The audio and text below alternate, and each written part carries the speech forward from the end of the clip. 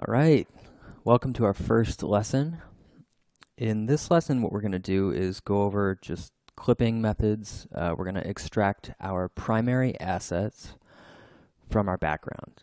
So here we have the first image we're going to work on. This is just a basic shoe photo. As you'll see, the background set was very messy. It wasn't shot very clean. It was shot knowing we're going to extract this stuff and put it onto its own scene. So there's a lot of different ways, as you guys know, that we could go about clipping something out. We could use the wand, set your sample size as you like it, your tolerance. We could go ahead and continue to click through here. I'm sure you guys are all familiar with the wand, right? So this does a decent job. We could probably get away with doing this. Personally, it's always going to be cleaner if you go ahead and manually clip this out with a pen tool. And that's the way I recommend that we do this. It's not everybody's favorite thing to do, but if you want it clean, that's the best way to do it. So that's how I extracted it. I won't bore you guys and clip this entire thing out, but just to show you my practices, I'll quickly show you guys my method. So if I grab the pen tool, I like to click this gear up here and turn the rubber band on. That just allows me to see, the curvature that I'm creating. When you're clipping, I think it's always a good idea to go inside of that line of the edge here. That way, if you get this like haloing, you can see right here where the color starts to bleed. It almost looks like there's a little bit of a drag happening, like a motion drag, and there isn't, but oftentimes you'll see this. So I try to stay real tight to my edges and then click and hold to create these different lines. There's no magic to this. You guys, I'm sure, have all done this a million times. This is just how I like to go about this. I won't demonstrate the entire thing. I'm sure that'll bore you guys to death, but just take your time when clipping this out. We're going to use the mask that we create here many, many times as we proceed through this tutorial. So it really is important that you do a great job in getting this out clean. So I'm going to go into my paths here, and I'm just going to go ahead and delete that. Because I don't want to bore you guys with this. And I've already created one. So I loaded it as an alpha channel here. And we're just going to create a curve. That way I have access to this mask. Turn the quick mask off.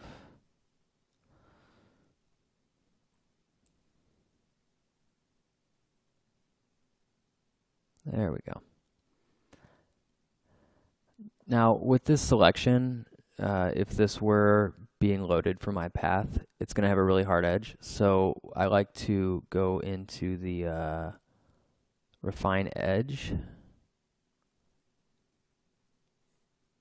There we are.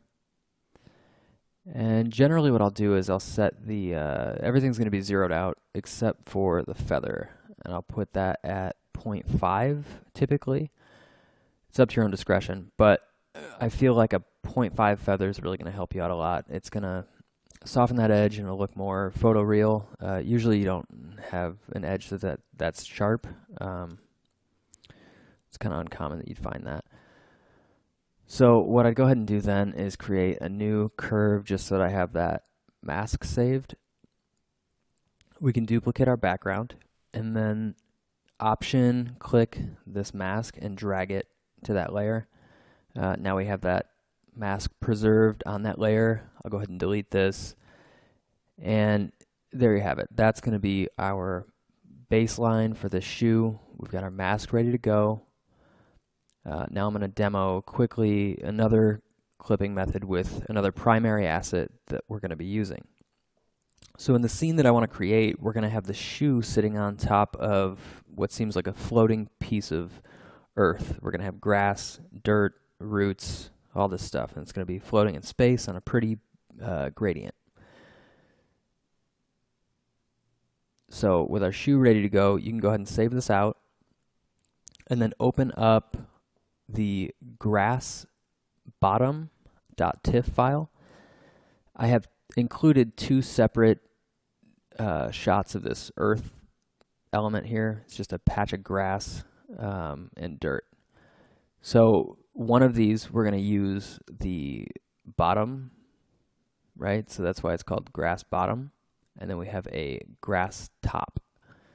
So the top here is real clean, and we'll be able to use that. And we're just going to, merge the two of them together. But to do that, we need to start with creating a clean path. So with this, as you can see, this is going to be really complicated. We're not going to be able to get pen paths around all this little stuff. You could, but who wants to do that? So here I am going to use the magic wand.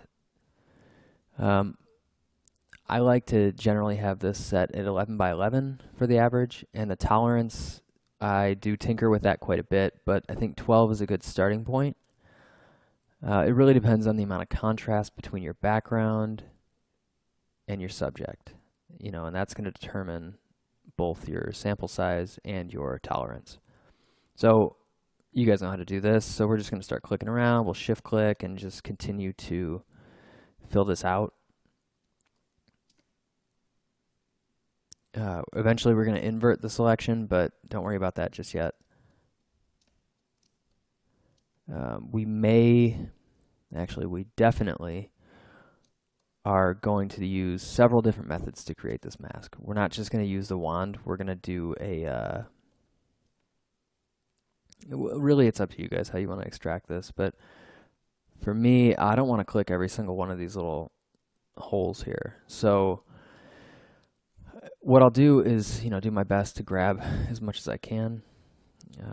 I'll use the lasso, shift, and circle all this extra stuff so that I don't have to click through all of that. Plus the wand's actually quite intuitive, so if you start clicking in dark areas, it's going to think, well, this looks just like this, and it's going to start picking up areas of your dirt and your earth that you don't want. So I like to use the lasso for grabbing those little extra bits and pieces. So let's kind of just pretend that we've done a good job here. I'm gonna Command Shift I to invert the selection.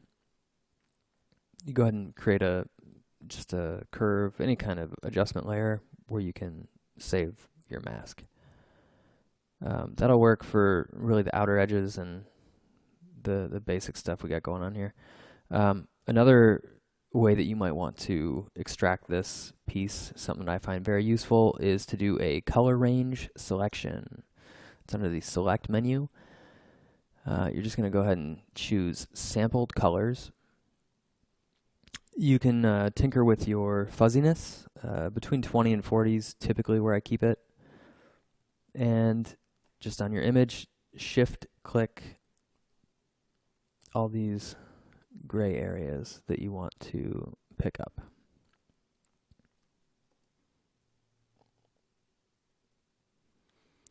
Okay, so we're going to have to invert that again. And then we'll save this onto its own layer. Obviously, with this dark area over here, we're going to have to, create another mask again to extract the grass, right? You guys get the picture. I won't demo all of this. Basically, what I like to do is create all these different masks, and I'm going to preserve them. That way, I'll create a master mask once I've got all these different selections, right? So perhaps I'll start with this one, and then I'll keep this one safe on its own layer. And I can load this selection and then start painting out what I don't want, right? So we're going to use this mask to help correct this one. And the same would apply for, this area of, like the pants and all this stuff that we're trying to extract. We're going to paint all that away with black, right? And that's how I go about creating masks, right? So we're going to load this, then we can paint here. Great, wonderful. So you're going to just keep creating these selections, and I like to break these up. That way, if I make a mistake, it's not a huge deal to jump back. You know, I don't have to hit Command Z a million times to revert to a safe place or to where I wanted to be. So by creating multiple masks, you're going to really save your behind. If you make a mistake, you can just simply revert, and you're going to use these other masks to help generate a master mask. Now, what you do to this image with your extraction, you're definitely going to have to do it over here. This one's going to be a lot easier though, because we just really need the top. I'm not too concerned with much of this, and we can use, you know, the dirt here to really help fill in on this image more. As you can see, we don't have as much of it. It looks like it's all fallen off down here. So once you create these selections, we're going to merge these two shots of the grass together.